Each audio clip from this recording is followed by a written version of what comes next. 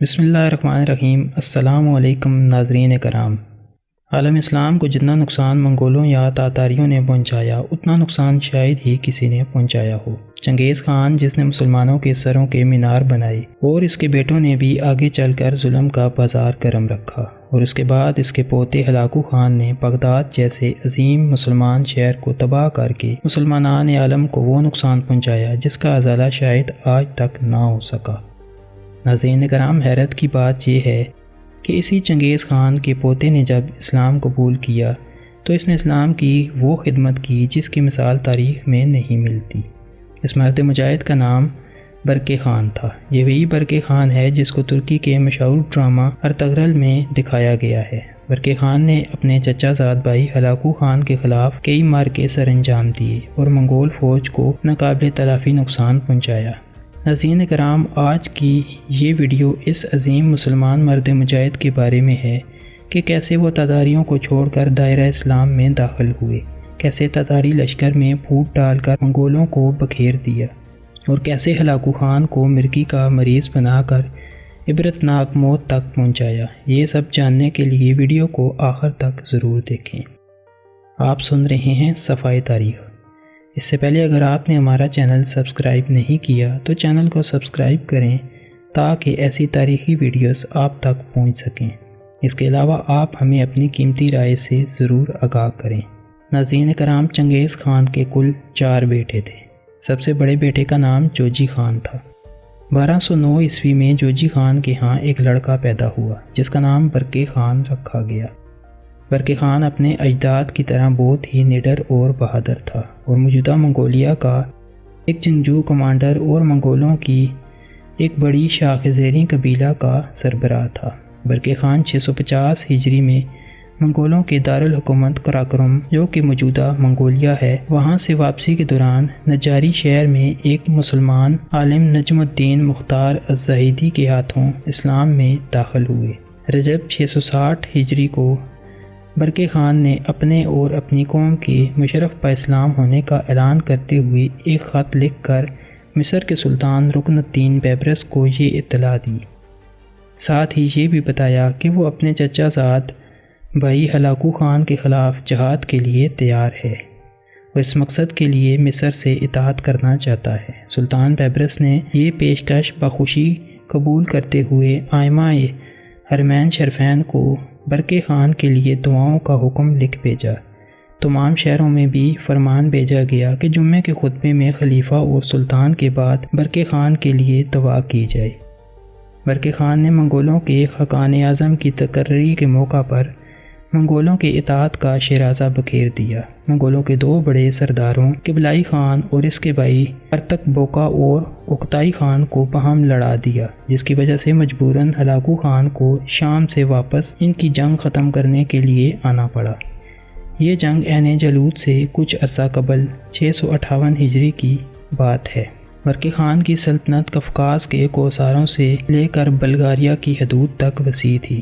شوال 660 ہجری میں Hulagu Khan شام اور مصر پر دوبارہ حملے کی تیاری کر رہا تھا کہ برکے خان کی فوج قفقاز کے فلک بوس دروں سے نمودار ہونے لگی۔ یہ دیکھ کر ہلاکو خان کو شام کی مہم ملتوی کر کے بحیرہ خزر کی طرف فوج بھیجنا پڑی۔ اس لشکر نے دریائے تیرک عبور کر کے برکے کی فوج کو وقتی طور پر پسپا کر دیا، مگر برکے خان کے بھتیجے نوگائی کے جوابی حملے میں ہلاکو خان کا لشکر درم برم ہو کر پیچھے ہٹتے ہوئے دریائے تیرک تک آ گیا۔ اس وقت موسم سرما عروج پر تھا۔ دریا کی سطح جو سخت سردی سے منجمد ہو چکی تھی لشکر کے بوجھ سے ٹوٹ گئی اور تاتاریوں کی بڑی تعداد ڈوب کر مر گئی۔ ہلاکو خان کا ایک بیٹا بھی مارا گیا اور وہ خود پسپا ہو کر بحیرہ آذربائیجان کے ایک جزیرے میں پناہ لینے پر مجبور ہو گیا۔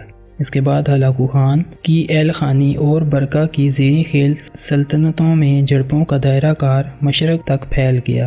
ہلاکو نے گرجستان اور آرمینیا کے نصرانی حلیفوں کو ساتھ ملا کر زیریں خیل کی سرحدوں پر حملے شروع کیے۔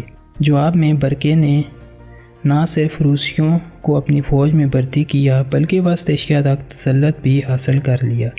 سمرقند و بخارا کے مسلمان جوک تر جوک اس فوج میں شامل ہونے لگے۔ بحیرہ خزر کے جنوب مشرق اور جنوب مغرب میں ان دونوں سلطنتوں کے مابین مسلسل جھڑپیں ہوتی رہیں۔ برقے کے سپاہی ایمانی جذبے سے بھرپور تھے، جبکہ ہلاکو کی فوج کے سامنے خون ریزی کے سوا کوئی ہدف نہ تھا۔ اس کے سپاہی پست ہمت ہو کر منتشر ہونے لگے۔ بہت سے سلطان بیبرس کی تلوار سے خوفزدہ ہو چکے تھے اور بہت سے برقے خان کے قبول اسلام کے بعد توحید کی طرف راغب ہو رہے تھے۔ تاتاری اب دو واضح جماعتوں میں بٹ گئے تھے، اسلام دشمن اور اسلام دوست۔ اسلام دوست تاتاری خود کو برقے خان کی طرف منسوب کرنے لگے۔ ان میں جو شامی سرحدوں کے آس پاس تھے، انہیں برقے خان کی دور دراز مملکت کے بجائے مصر جانا بہتر محسوس ہوا۔ چنانچہ ہزاروں تاتاری مصر کی طرف منتقل ہونے لگے۔ سلطان کو اطلاع ملی تو تمام شہروں کے گورنروں کو حکم دیا کہ ان کی پوری طرح مہمانی اور دلجوئی کی جائے اور زیادہ سفر دے کر مصر بھیج دیا جائے۔ کچھ دنوں میں تاتاریوں کے کئی گروہ مصر پہنچے اور سلطان سے امان طلب کی۔ یہ تاریخ کا پہلا واقعہ تھا کہ تاتاری کسی غیر قوم سے امان مانگ رہے تھے، ورنہ اس سے پہلے ان کے ہاں کوئی ایسے مثال نہ تھی۔ وہ صرف مارنا یا مرنا جانتے تھے۔ سلطان نے ان کی بہت بڑی ضیافت کی، انعام و کرام سے نوازا اور رہائشیں دیں۔ ان کی بڑی تعداد مشرف بہ اسلام ہو گئی۔ اس طرح ایک سفاک فاتح قوم اسلام کی مفتوح ہو گئی۔ دین اسلام کی خدمت اور اپنے وقت کے دشمن اسلام ہلاکو خان کے خلاف جہاد میں برقے خان کا اہم کردار تھا۔ انہوں نے بغداد پر تاتاریوں کا حملہ کئی سالوں تک روکے رکھنے میں اہم کردار ادا کیا۔